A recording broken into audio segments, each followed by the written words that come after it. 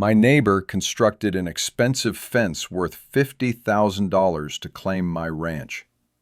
In response, I converted her gate into a toll passage, charging her $500 each month just to leave her own property. Karen Morrison obstructed the dirt path my great-grandfather established in the year 1947, assuming she could pressure me into selling 200 acres cheaply to her developer acquaintances. That was a grave error. What Karen failed to realize was that the easement she blocked was more than just a passageway.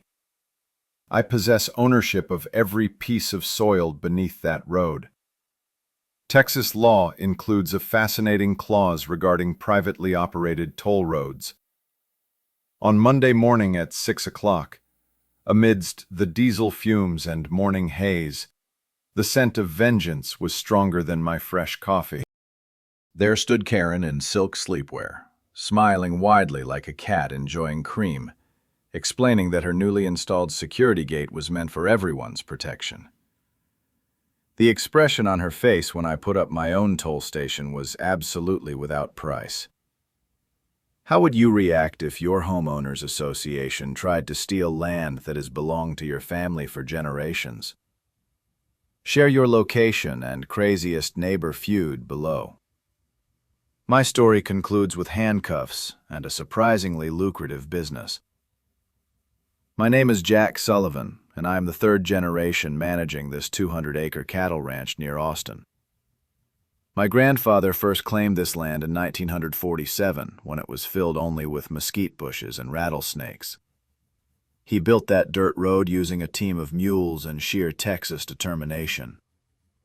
I took over the ranch 15 years ago, and let me be honest, ranching alone no longer covers the expenses. That is why I work as an electrical contractor during the weekdays to keep everything running. Both literally and figuratively, my daughter Emily, who is now 16, shows prize-winning cattle in 4 shows. That young woman has more determination than most adult men I know. We have been a team ever since her mother passed away in a car accident 3 years ago. Fighting cancer would have been easier than dealing with the black ice on Highway 35. Our ranch is located at the end of a dirt road that crosses what used to be the Johnson family's cotton field. However, about 5 years ago, a flashy developer purchased that land and transformed it into Sunset Hills Estates. It's one of those cookie-cutter neighborhoods where every home looks like it was picked from the same catalog. These are McMansions with 3-car garages and lawns so flawless they seem like synthetic turf. This is where Karen Morrison comes into the picture. At 52 years old, she is a pharmaceutical sales executive who moved here from Dallas 2 years ago, arriving in a white BMW with vanity plates reading Quenmo 1. Subtle, isn't it? She is married to Brian, a meek lawyer who apparently mastered conflict resolution by imitating ostriches. Karen managed to get herself elected as the Homeowners Association president by campaigning on property values and security, which basically means making everyone else's life unbearable, in Karen's language. Their house sits right where my access road enters the subdivision, an $800,000 beige stucco box with manufactured charm, overlooking my cattle pasture, which Karen apparently considers visually unappealing. There I was on that Monday morning, staring at a fence that had suddenly appeared overnight as if by some spiteful sorcery. The sharp smell of creosote from those wooden posts blended with Karen Morrison's overpowering perfume, likely masking the scent of 2 packs a day. The harsh clang of the automatic gate echoed like a prison door slamming shut. Karen handed me a lengthy access agreement consisting of 47 pages, with all the enthusiasm of a cat presenting a dead mouse. She mentioned $500 a month, plus insurance, road maintenance fees, and liability issues. Then property aesthetics came into play.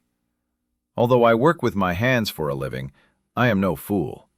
That road is at least 60 years older than her precious neighborhood, and is officially registered as an easement in county records. This grants me every legal right to use it. I tried explaining this calmly to Karen, but her reply was that she would call the sheriff for trespassing. And, unsurprisingly, Officer Williams arrived about 20 minutes later. It turned out he was Karen's golf partner at the country club. Quite the coincidence. He advised me to negotiate something with the homeowners association to keep the peace. But what truly infuriated me was that Emily's prized heifer, Buttercup, required veterinary attention that same morning. What used to take 15 minutes to reach the vet became a 45-minute detour around the entire neighborhood. When an animal is unwell, every moment is precious. The bitter taste of dust and frustration lingered. The taste of diesel filled my mouth as I sat in my truck, watching Karen Morrison's self-satisfied grin.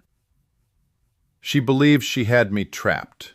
What she failed to realize was that she had just challenged someone who learned property law through hard experience by inheriting land that developers had been attempting to seize for 3 generations. Here's your first legal tip: prescriptive easements. When you have used a road for many years, the law often protects your right to continue using it, even if the surrounding property changes ownership.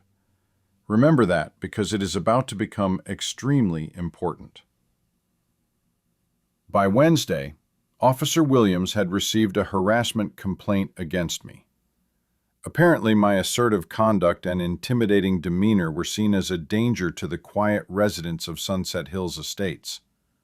The simple act of politely inquiring about my legal rights somehow became interpreted as a threat in Karen Morrison's distorted perception. But that was just the beginning. She created a neighborhood WhatsApp group called Safety First Sunset Hills. The gossip circulating on that chat would make sensational tabloids tremble. According to Karen's account, I was an unstable widower with anger issues, loose cattle roaming freely, and possibly operating a meth lab in my barn. Her inventiveness was almost remarkable. She managed to convince 3 other HOA board members to join her cause, people who believe owning a boat automatically makes them admirals, and owning a riding mower definitely establishes them as landscaping specialists. Together, they agreed to allocate HOA funds to hire Secure Solutions security services for routine patrols. Nothing screams fear of a single man with a pickup truck quite like spending community money on hired security guards. I could have just accepted it silently, but my grandfather never raised anyone who gives up easily. I brought in a surveyor to precisely map the property boundaries and officially document the easement once and for all. It cost me $800, which I could hardly spare. But sometimes you have to invest money to make a strong statement. The surveyor arrived on a Friday morning with gear that beeped and chirped like a robot having a chat with a smoke alarm. Watching him take accurate measurements in the early morning mist while Karen stared angrily from her kitchen window felt like witnessing science battle ignorance. Now here is where things took an unexpected turn, that little twist I mentioned. The survey showed that Karen's beautiful, costly fence was not only blocking my easement, but it was actually encroaching 3 feet onto the public right-of-ways. The county enforces strict setback rules, and Karen's fence broke every single one of them. I quickly filed a complaint with county code enforcement faster than you could say property line violation. There is nothing better than using red tape against someone who believes they are above the law. However, Karen did not intend to surrender quietly. The next Tuesday, I received a certified letter from Harrison, Blake and Associates. That is Brian's law firm in case you missed the family connection. A cease and desist order arrived accusing me of harassing HOA officials and demanding I halt my campaign of defamation and intentional emotional harm. The letter was longer than most Stephen King novels and nearly twice as frightening, threatening legal action for everything from harassment to disrupting business relationships. Legal expenses could easily cost me the ranch, and Karen was well aware of that. This situation had become more than just a dispute over a road. It was now a question of whether a hard-working family could stand against someone with greater wealth and influence. That evening, I sat in my kitchen beneath the warm yellow light of an old lamp, studying those legal papers with hands that felt more natural holding wire strippers than court documents. The scent of leather and hay drifted from the barn where I usually escaped when life became too difficult. But this time, running off was not an option. Emily found me there close to midnight, still absorbed in reading. That girl has a sixth sense for sensing when her dad is troubled.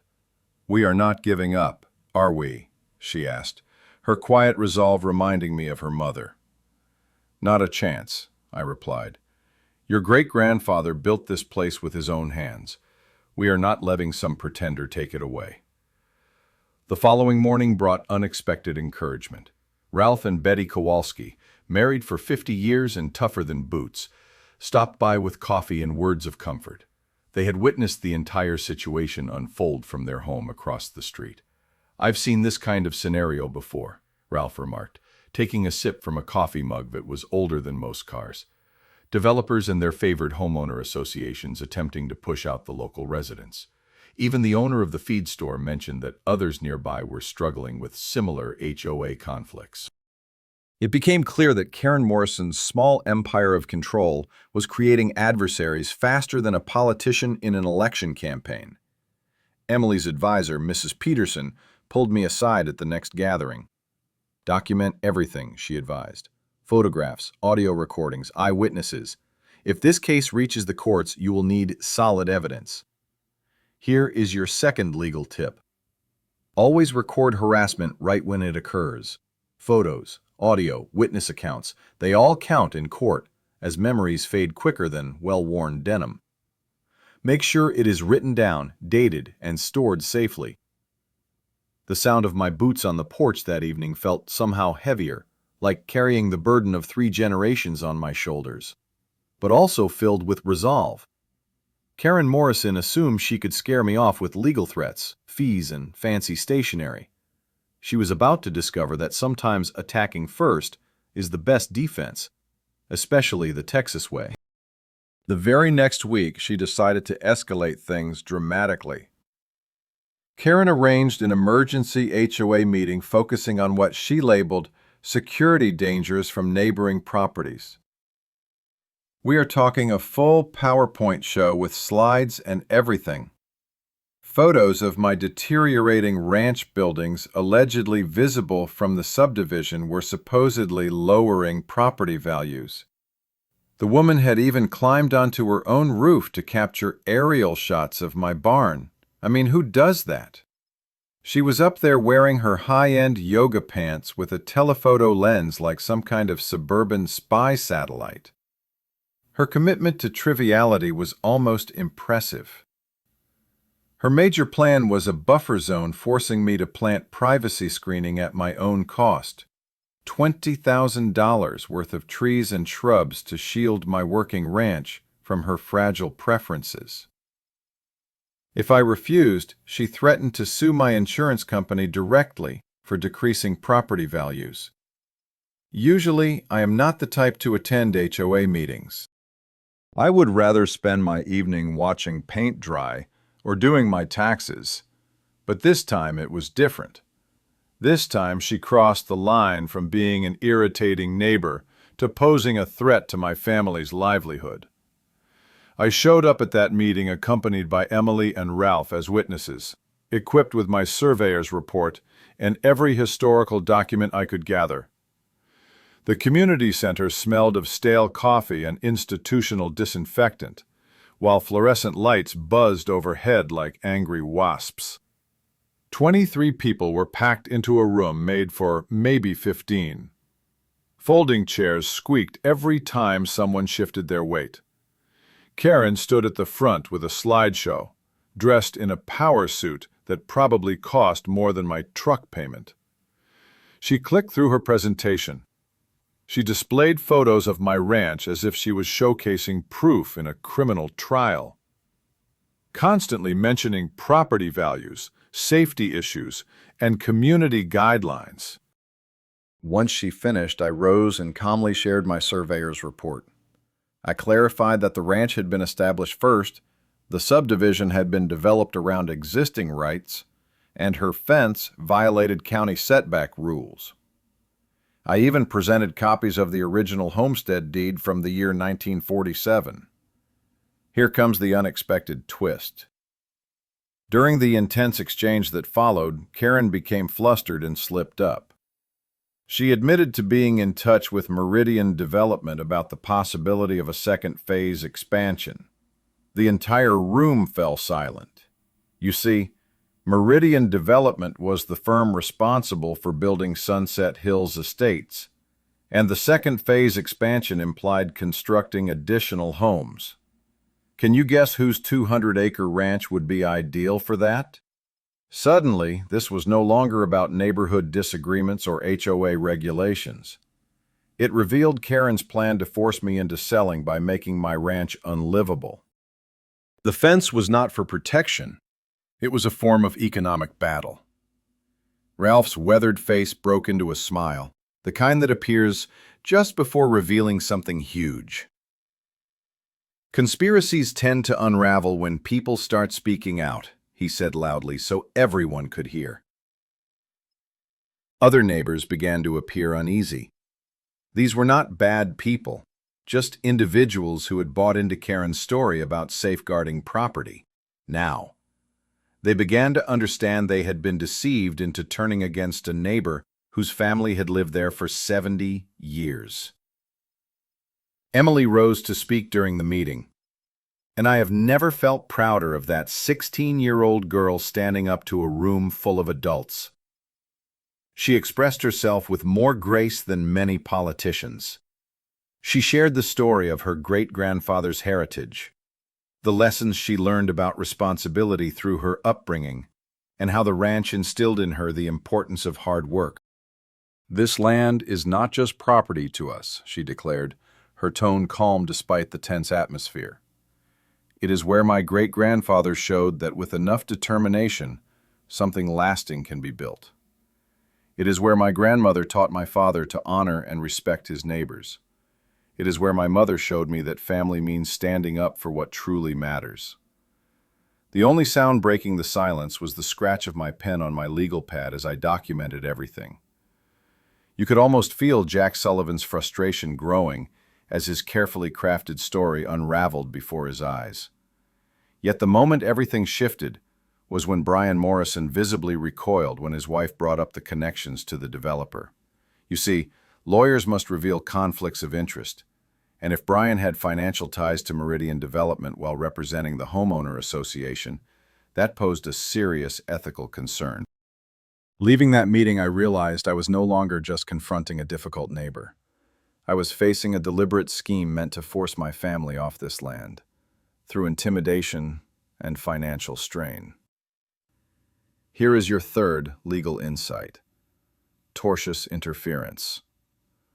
When someone intentionally disrupts your business connections or tries to push you into financial difficulties for their own gain, it is not just unfair, it is unlawful, and the consequences can be harsh. The cool evening air felt like a breath of freedom as we crossed the parking lot. Emily linked her arm with mine while Ralph gave me a firm pat on the shoulder. He said, "Son, you just transformed this from a property disagreement into an all-out battle. I hope you are prepared for what lies ahead." I was more than prepared. It was time to show Karen Morrison the price of challenging a family that has been defending their land for generations, before she was even born.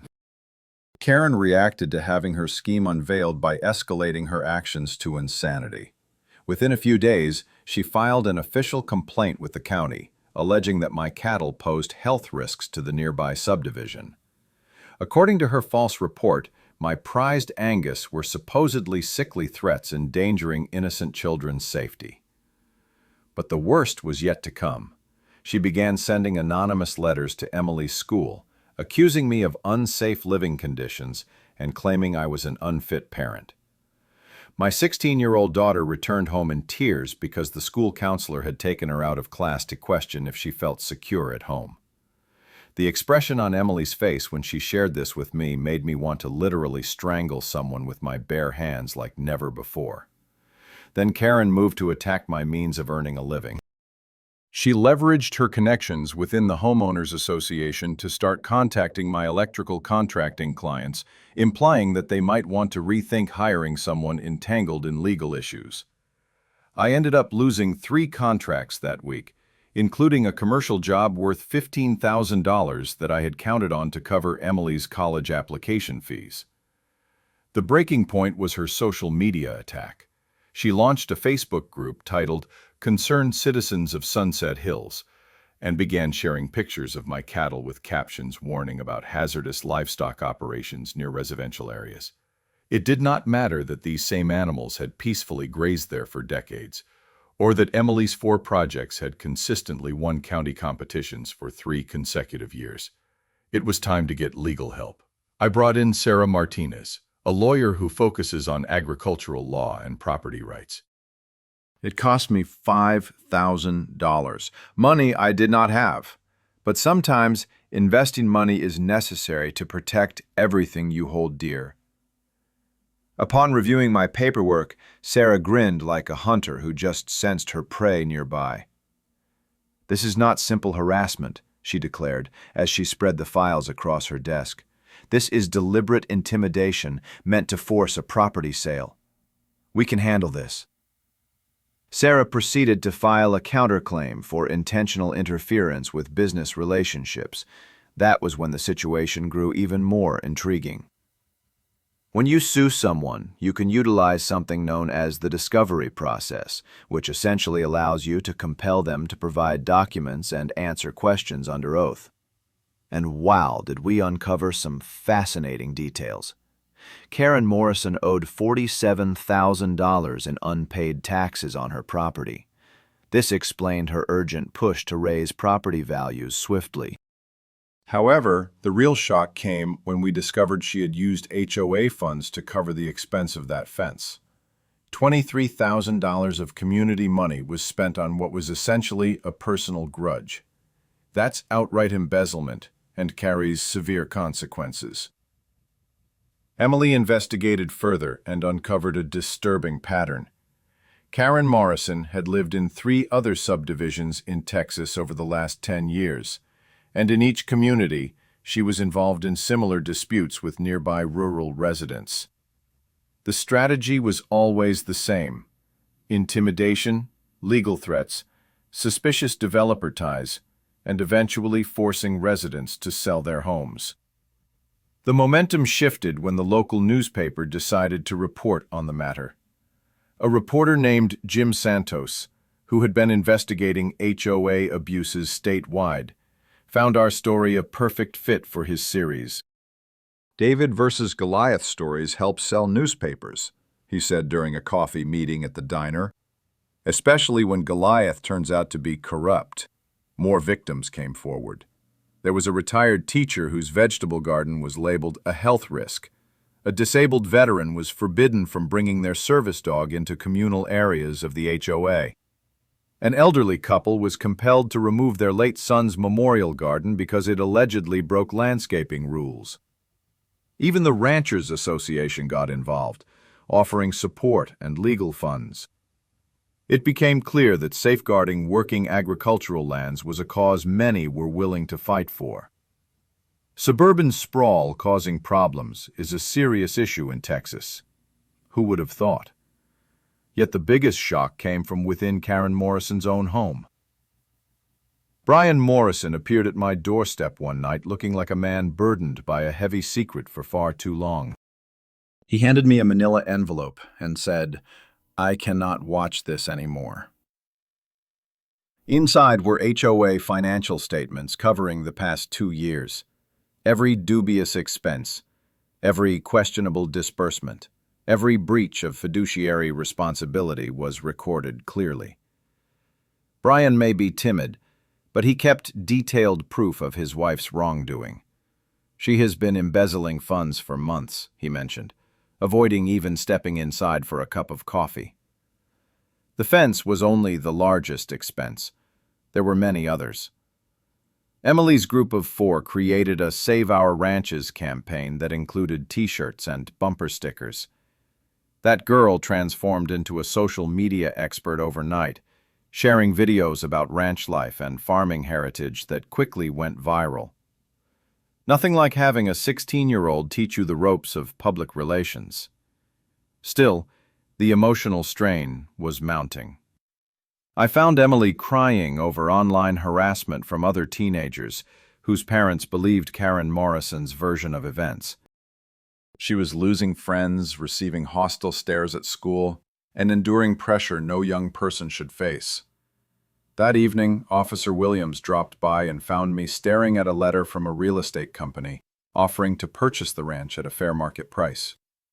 "Are you seriously considering it?" he asked as he sank into my porch chair with a grunt. "For about 5 seconds," I confessed.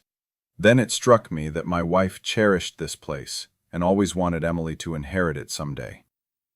"Good," Ralph said, "because I suspect your problems are about to become Karen Morrison's problems." On a Thursday morning, Sarah contacted me with news that turned everything upside down. She had been examining the original property documents dating as far back as 1947, when she stumbled upon something that made her literally shout in excitement amidst the courthouse records. "Jack," she said, her voice filled with a grin, "sit down for this one."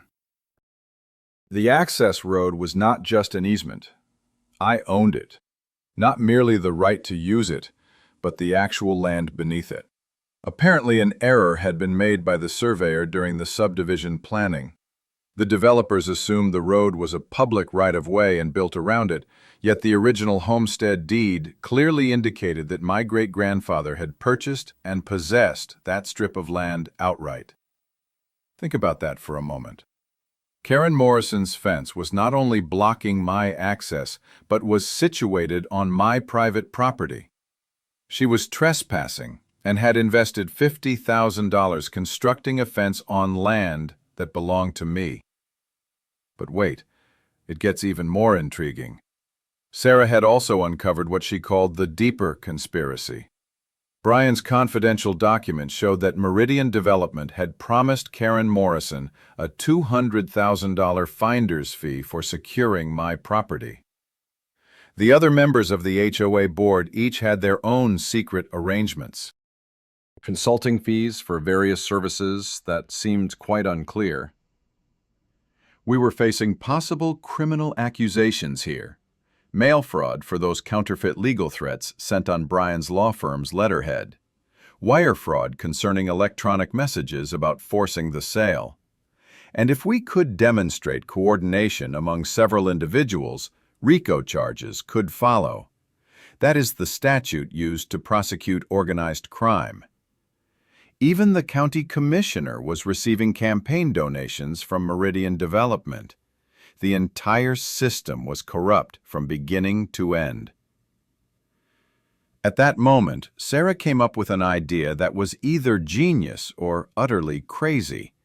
She said, "If you own the road, you control access to it, including the ability to charge fees." The irony was perfect. Karen had created the ideal structure for a toll operation. Our only task was to reverse the situation. Instead of trying to remove her fence, we could set up our own toll system and charge everyone who used my road to enter the subdivision. "Is that legal?" I asked. "Absolutely," Sarah replied. Property owners of private roads can impose reasonable charges for usage. There are many examples throughout Texas. Later that evening, I sat on my porch with Emily, watching the sun paint the horizon with shades of orange and purple over our pasture. The scent of the night air carried sounds of cattle settling down, mixed with the distant drone of subdivision air conditioners running non-stop. "Dad," Emily said, Are we seriously going to charge people to use our road?" I asked. "We will charge them exactly what Karen intended to charge us," I explained. $500 a month plus upkeep expenses. Emily let out a genuine laugh, the first I'd heard from her in weeks. That is brilliantly wicked. Ralph came over with a beer and took his familiar seat. When I informed him about Sarah's discovery, he simply nodded, as if he had anticipated it all along. Your great-grandfather was a clever man, he remarked. He always claimed he bought that land honestly, every inch. Seems he kept better records than the county ever did. The following morning, I went to my wife's grave to share the plan. It may sound insane, but I needed to say it aloud and make it real. We had fought tirelessly to keep this land, and now there was a chance not only to preserve it, but also to turn it into a source of income. I wish you could see Emily, I said to the gravestone. She carries your determination and my own stubbornness. This Karen woman chose the wrong family to challenge. Here is your piece of wisdom. Adverse possession works in both directions. When someone improperly occupies your property, you can reclaim it, along with interest and fines. Sometimes, the best defense is to launch a profitable attack. Creating a toll road system may sound intricate, but with the right crew, incredible outcomes are possible. Ralph was more than a retired neighbor. For 30 years before retiring, he served as the county surveyor. Betty had instructed. For 40 years, Marcus Chen taught at an elementary school and had a knack for organizing people with the precision of a general leading his troops. Marcus, who was also my electrical contractor friend, saw the project and smiled like a child on Christmas morning. Solar-powered toll booth with automatic license plate recognition. He said, "We are basically constructing the future." Even Brian Morrison was secretly involved, giving us insider details about Karen Morrison's increasingly desperate maneuvers. Apparently, when your spouse is committing federal offenses using your law firm's letterhead, you suddenly get very motivated to manage damage control. The first step was to establish the legal framework.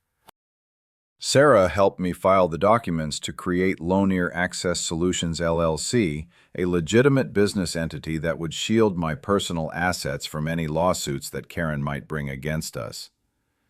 She explained, LLCs provide a legal barrier between your business dealings and your family's financial safety.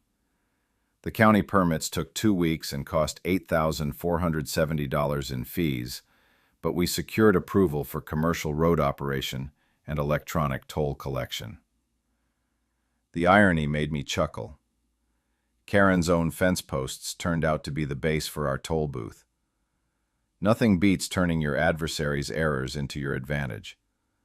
Arcus engineered a system NASA would envy. Solar panels powered the entire setup, digital cameras handled security, and automatic license plate recognition tracked who owed what. We set the fees to precisely match Karen's original demands. $25 per month grants unlimited access, while 5 cents per trip suits occasional drivers. Betty investigated similar toll charges from other private roads throughout Texas. It appears that private toll roads are more common than many think, and our fees were actually among the lowest. Fair and reasonable, she announced, which in Betty's terms means legally solid. The reaction from the community was phenomenal.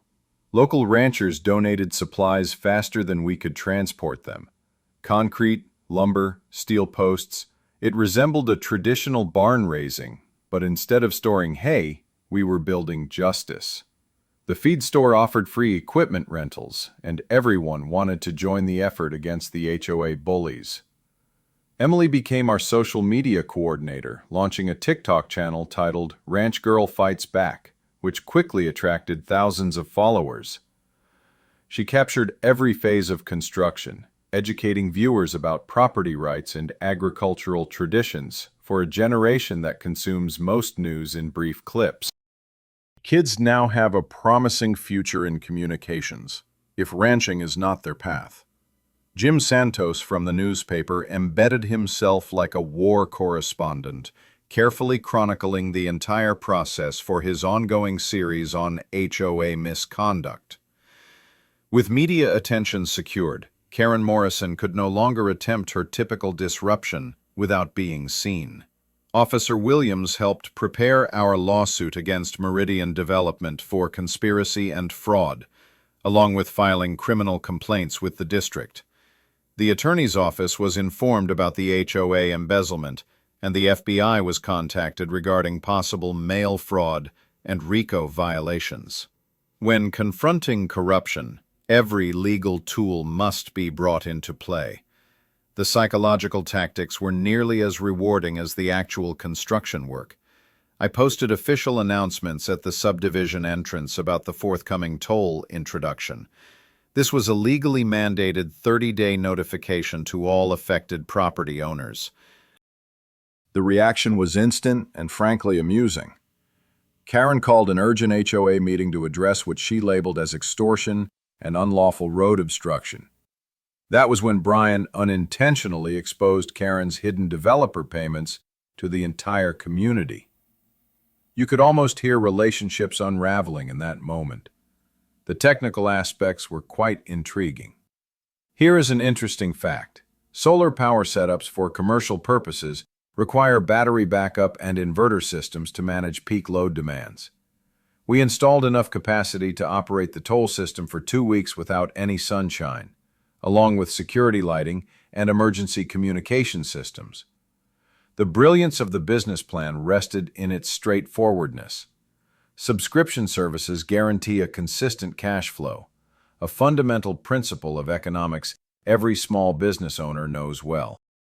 Our solution addressed a problem, road access, while simultaneously generating income for maintenance and proving a point. Never underestimate property owners who understand their rights. Emily and I spent many evenings in the barn converted into an office, meticulously planning every detail. The scent of freshly cut wood blended with the aroma of aged hay, and the satisfying snap of electronic parts fitting together felt like crafting the future with our own hands. The rumble of gravel trucks delivering materials for road repairs became the soundtrack of our determination. By the end of the month, we had a fully functional toll road system that appeared more polished than many government projects. Emily had amassed 50,000 TikTok followers capturing our classic David versus Goliath journey. And Brian Morrison had found the courage to begin asserting himself against his wife. Jack Sullivan examined our completed toll booth and nodded with approval. "Your great-grandfather would be proud," he said, turning what was meant to harm us into something that generates income. That is pure Texas ingenuity. The electronic beep from our first successful transaction was the most beautiful sound I had ever heard. Karen's barrier of control had transformed into our path toward economic independence. Karen's reaction to our toll road venture resembled an extremely public breakdown. She filed unfounded safety complaints with OSHA, alleging our crew ignored proper procedures. When the inspector arrived, he discovered our work not only met, but exceeded every safety guideline comfortably, and praised Marcus for his solar panel design. Then she attempted to bribe the county's electrical inspector to reject our permits. $500 in cash slipped inside an envelope was found, but it did not stop our progress. Footage from a security camera led to an extremely awkward discussion with internal affairs. Nothing screams defeat louder than trying to bribe public officials. Then the paid protesters appeared. I am not joking. Karen actually hired 20 people to show up holding signs that said, "Stop the toll road oppression and defend our property rights." The fact that half of them had Louisiana license plates and could not even pronounce Sunset Hills properly made the whole thing seem staged.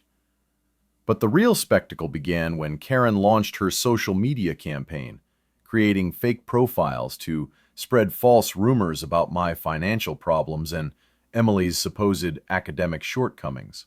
She spent more time managing these fake Facebook accounts than most teenagers devote to genuine social media use. Here's where the unexpected twist gets interesting. Our security cameras recorded Karen sneaking onto the construction site at 2 in the morning, dressed in dark clothing like some suburban ninja. She was trying to pour sugar into the engine of our concrete mixer. Apparently, she had watched too many sabotage movies. The flaw in her plan was that she tripped over a wheelbarrow in the dark and fell face first into a fresh patch of concrete. The footage showing her struggling to stand, covered in gray sludge and swearing loudly, went viral on Emily's TikTok within hours, reaching 3 million views and counting.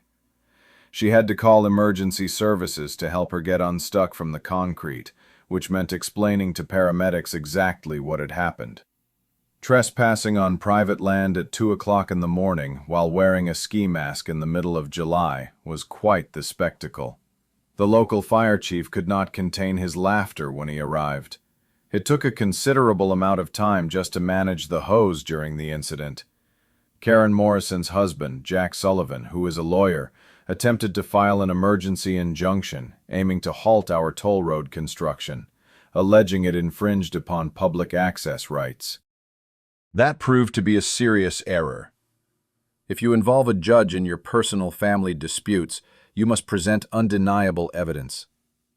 Our case was so robust that the judge not only rejected the injunction, but also ordered Karen Morrison to cover our legal expenses.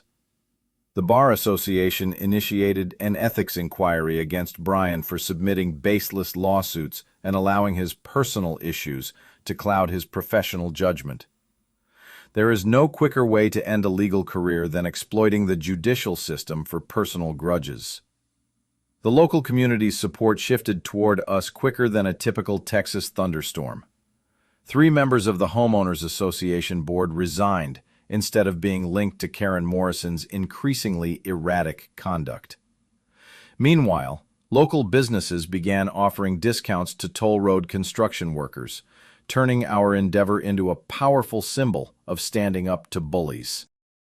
Regional television stations caught wind of the story, and soon reporters were stationed outside the ranch, covering what they described as a modern-day David and Goliath fight in suburban Texas. Emily handled the interviews with the poise of a seasoned politician, articulating property rights and agricultural heritage in such a clear and compelling way that it made me wonder if she might have a future in politics. Instead of escalating conflict, she chose to educate and inspire. Faced with criminal charges for the sabotage, I decided to give Karen Morrison an option. Either perform community service by working with Emily's 4-H club or face prosecution for criminal mischief and trespassing. The psychological strain of forcing her to assist the very individuals she aimed to undermine was nothing short of brilliant, if I may say so myself. Yet, Karen's troubles were multiplying faster than rabbits in spring. Her tax issues became public knowledge when a newspaper delved into her financial affairs. A foreclosure warning notice showed up on her front door, captured by observant neighbors and circulated widely on social media platforms. The scent of desperation was nearly palpable when Karen confronted Meridian Development, demanding immediate payment for her consulting services. However, the developers, who were themselves under an FBI investigation, severed ties quicker than you could say criminal conspiracy. During the initial week of our electronic toll system's launch, we faced unexplained technical problems. Upon investigation, it was uncovered that Karen had hired someone she described as a computer expert to breach our system. This expert turned out to be a 14-year-old neighbor child she paid $50 to disable the cameras. When the child's parents learned of this, they brought him over to apologize and offered to make amends by helping with repairs. The child was surprisingly clever. I ended up hiring him as our part-time tech consultant. There is nothing like converting an adversary's sabotage into a chance to find new talent. The sensation of victory was growing more satisfying with every passing day. Our toll road earned $28,000 in its initial week from locals who opted for monthly passes to avoid the hassle of detours. Emily handled the payment application and customer support with the skill of someone seasoned in managing enterprises for years. The continuous hum of news helicopters hovering over the ranch became the new backdrop to our work, blending with the pleasing sound of toll transactions and the ever more desperate tone of Karen Morrison's voice during her public outbursts. "Dad," Emily said one evening as we enjoyed the sunset from our thriving toll booth, "I think we broke her." "No," I replied, watching Karen anxiously pacing in her yard nearby. "She broke herself. We just gave her the means." Karen's last desperate attempts resembled a trapped animal, striking wildly at everything in its path. She lodged a complaint with the Texas Department of Agriculture, alleging that my cattle were transmitting an unknown disease threatening the whole neighborhood. The state veterinarian who inspected confirmed my herd was healthier than most show animals and praised our vaccination and healthcare standards. Next came environmental allegations. Karen asserted that our toll road construction violated wetland protection regulations, even though we were upgrading an existing road on dry Texas soil. The environmental official spent less than 15 minutes verifying the closest wetland was 15 meters away. Then she escalated matters on the personal front. Karen attempted. Karen Morrison tried to have Emily removed from our house by filing reports with Child Protective Services, claiming unsafe living conditions and exposure to dangerous equipment. The CPS worker who came to our home actually praised me for the safety precautions in place and noted Emily's clear well-being. She even suggested Karen might need a psychological assessment for submitting false complaints. However, Karen's most extreme tactic involved threatening to reveal my alleged tax evasion. The problem was that I have never committed tax fraud. It is hard to conceal income when you're struggling to make ends meet. The IRS investigation she requested ended with a spotless audit and a letter praising my record keeping. At the same time, our toll road enterprise was booming beyond anything I expected.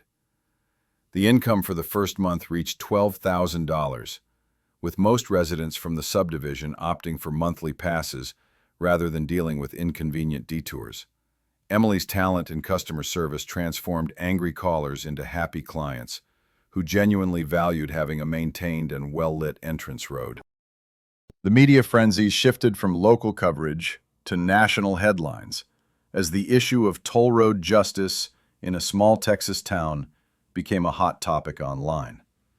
Emily's TikTok audience soared to 500,000 followers, attracting sponsorship deals from companies dealing in farm machinery. My 16-year-old daughter was rapidly turning into a prominent figure for property rights advocacy. Karen's public breakdown at the grocery store, where she yelled at me in front of about 12 bystanders, accusing me of extortion, only added fuel to the fire. Illegal roadblocking incident was captured by several shoppers and quickly went viral, spreading faster than a summer virus. The woman involved was visibly trembling with fury, her voice reaching tones that surely disturbed dogs in nearby counties.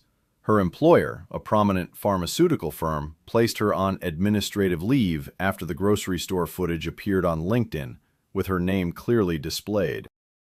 It seemed obvious that having sales executives linked to viral outbursts and federal probes did not sit well with the company's public image. The marital conflicts continued to unravel.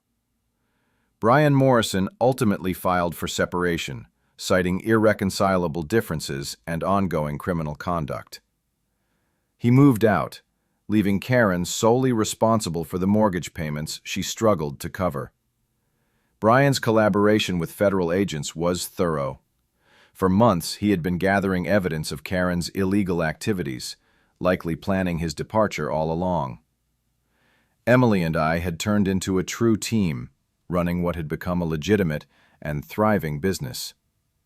We even hired 2 part-time workers for upkeep and customer support, creating jobs within our small town. The irony was unmistakable. Karen's efforts to ruin us ended up launching the most successful venture I had ever started. That very month, the FBI paid Karen 3 visits, each interrogation lasting longer than the last. Rumors spread that they were building charges related to mail fraud, wire fraud, and violations of organized crime statutes. The sound of their black vehicles arriving was terrifying. SUVs arriving in her driveway became as common as the Daily Mail. Karen Morrison's financial situation plunged into a steep decline. Foreclosure procedures were initiated after she missed her 3rd mortgage payment in a row. The bank showed no interest in her explanations about short-term cash shortages and anticipated legal settlements. Numbers cannot be deceived, and Karen's figures looked worse than a flattened armadillo on the highway. Her grown children publicly distanced themselves from her behavior. Her son wrote on Facebook that the family was ashamed and let down by his mother's actions. Her daughter blocked Karen Morrison from all social media accounts and relocated back to Dallas. Nothing signifies hitting rock bottom, quite like being cut off by your own children. Neighbors in the subdivision held their first ever block party, planned exclusively to celebrate the new Homeowners Association board and to express gratitude toward our family for standing firm against corruption. Former adversaries transformed into allies, bonded by the common experience of being deceived by someone they once trusted with their community's funds. Our toll road operations' technical achievement caught the eye of the Texas Department of Transportation, which evaluated our model for possible wider implementation. Solar-powered automatic toll collection systems have the potential to transform how rural infrastructure is financed. Emily began mentioning her interest in studying business and engineering at college. The strain was clearly overwhelming Karen Morrison, noticeable in her nightly pacing around the house. In the backyard, the increasing number of visits from process servers and the endless calls to lawyers who refused to return her messages created a sense of looming disaster. It was like witnessing someone's world fall apart in slow motion. "Dad," Emily said one night as we examined our unexpectedly strong business financials, "do you believe she might do something truly reckless?" I glanced across the street at Karen Morrison's house, where every light burned at 2 o'clock in the morning, and frantic shadows darted behind the curtains. Honestly, I suspect she has already taken that step. Now we can only wait for the fallout to arrive. The county commissioners' meeting on Tuesday morning was packed beyond capacity. 237 people squeezed into a room meant for perhaps half that crowd, accompanied by 5 television news teams, newspaper journalists, and seemingly half of the online world filming everything with their phones. FBI agents occupied the back row, diligently taking notes, while the district attorney's office sent their top prosecutor to keep an eye on the proceedings. The agenda item stated, "Public comment on private road access rights and homeowners association governance." Yet everyone understood this was truly the trial of Karen Morrison against basic human decency. The irony was striking. Karen herself had requested this agenda, hoping to gather public support to reveal Jack Sullivan's illegal acts. She miscalculated gravely. Dressed in her most expensive power suit, the kind that shouts, "I have wealth and legal backing," her hands trembled as she stepped up to the podium. The false bravado was peeling away like paint from an old barn wall. "Residents of this county," she started, her voice already rising sharply, "are being exploited by unlawful toll road schemes that breach public access and amount to highway robbery." Her intended dramatic pause was cut short by a chuckle from someone in the crowd. She demanded the county immediately terminate our toll operation and have me arrested for extortion, harassment, and economic terrorism. Indeed, she actually used the term economic terrorism in reference to a Texas toll road.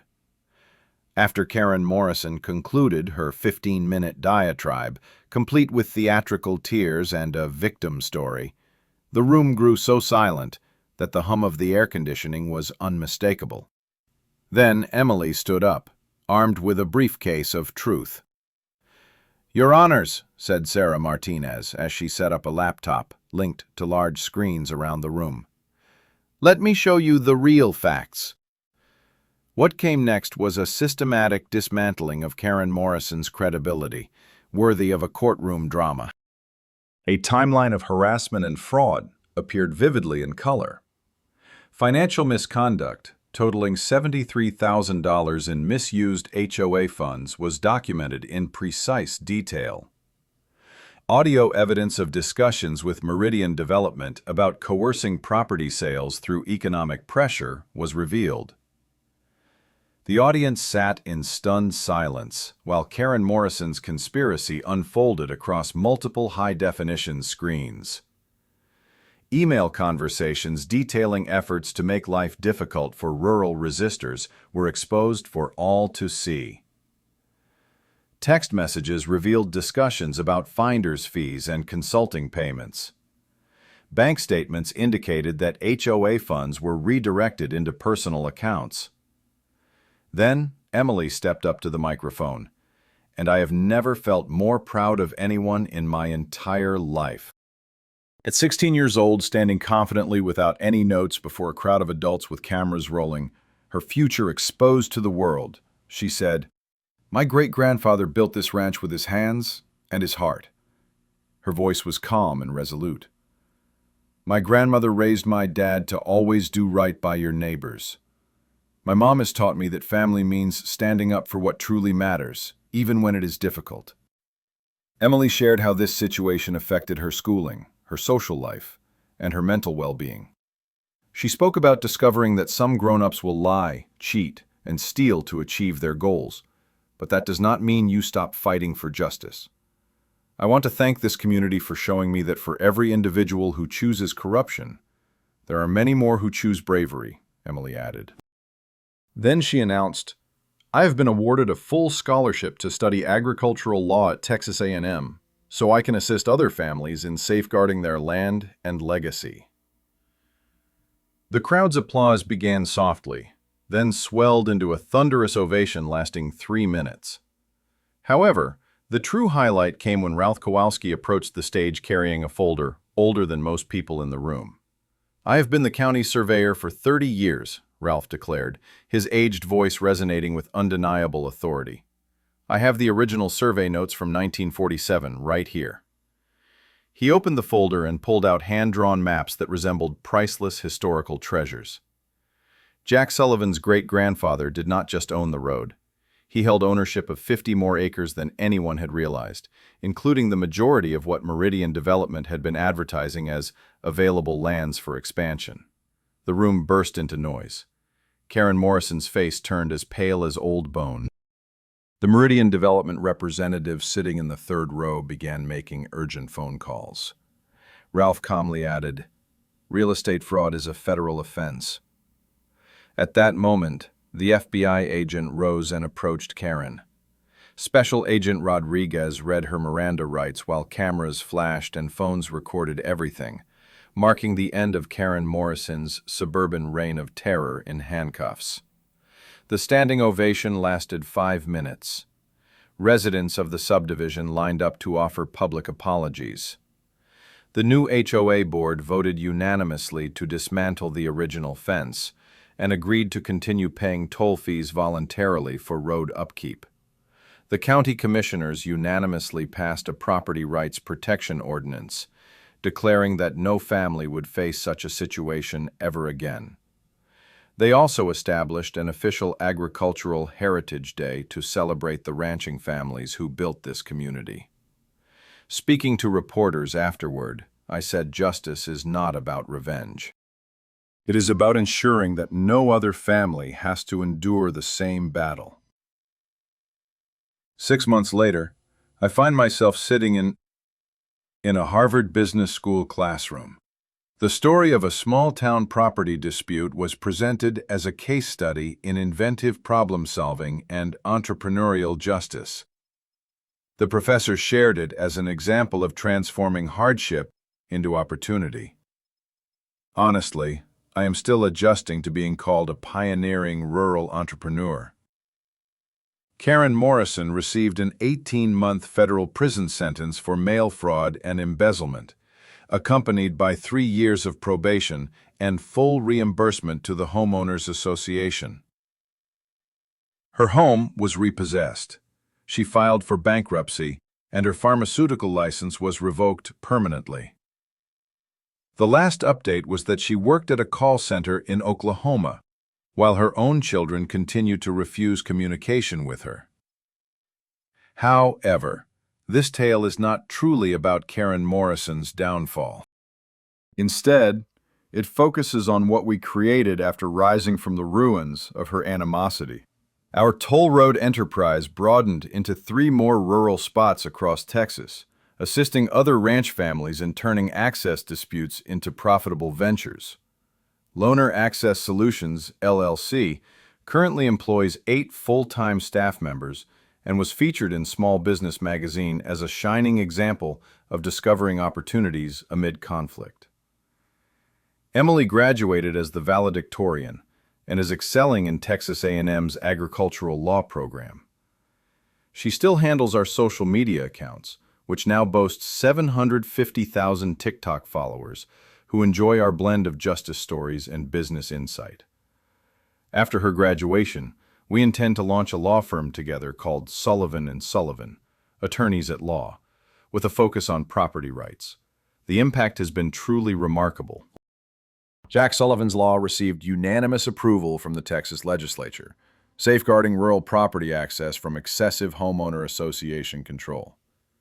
Similar bills have been introduced in a dozen other states. Additionally, a Supreme Court case now references our precedent regarding property law conflicts.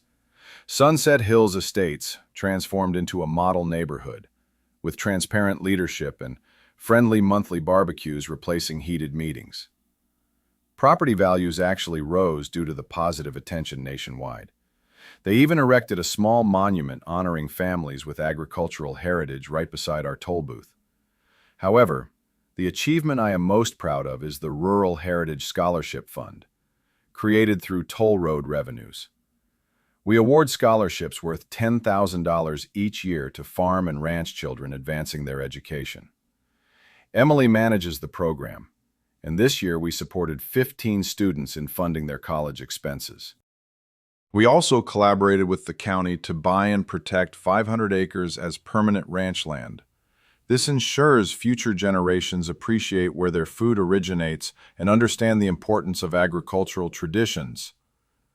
The Conservation Initiative attracted matching state funding, multiplying our small investment into lasting environmental stewardship.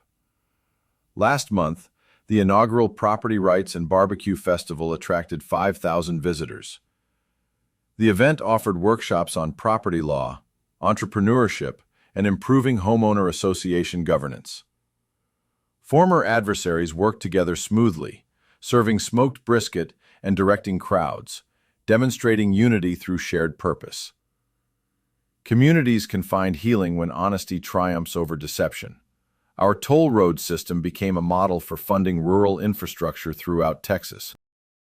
The Department of Transportation is experimenting with comparable initiatives in 6 counties, demonstrating that private businesses can address public access issues while also fostering local economic growth. The personal recovery has been just as vital as the commercial achievements. I began a relationship with Linda Peterson, who was Emily's former 4-H advisor and is now the principal of the elementary school. She supported us during our most challenging times and stayed to celebrate our victory. Emily refers to her as the mother she chose, which warms my heart every time I hear it. Ralph and Betty officially became Emily's honorary grandparents, imparting their knowledge of surveying and community engagement. When Ralph retires the following year, Emily will assume management of the scholarship fund, combining Betty's skill in organization with Ralph's attention to detail. The documentary, Toll Road to Justice, earned a regional Emmy Award, and my memoir, Fenced In, Fighting Back, remained on the bestsellers list for 6 weeks. However, the greatest reward comes from the hundreds of emails we receive from families facing similar struggles, drawing strength from our story to stand up against powerful adversaries. I continue to visit my wife's grave every Sunday to share updates on Emily's progress and our unexpected success in business. She remains a part of every step we take. To become a lawyer better than both of us together, I tell the headstone. She picked up everything simply by observing her father. Never give up. Sometimes the most effective way to handle a bully is with relentless persistence. Understand your property rights because ignorance costs money, while knowledge brings rewards. Also, remember to transform your problems into solutions for others, and then charge them fairly for the benefit. Share your HOA nightmare story in the comments. The more outrageous, the more exciting. What fee would you ask for others to access your property? Press the subscribe button if you enjoy tales where justice is served, along with a generous dose of profit.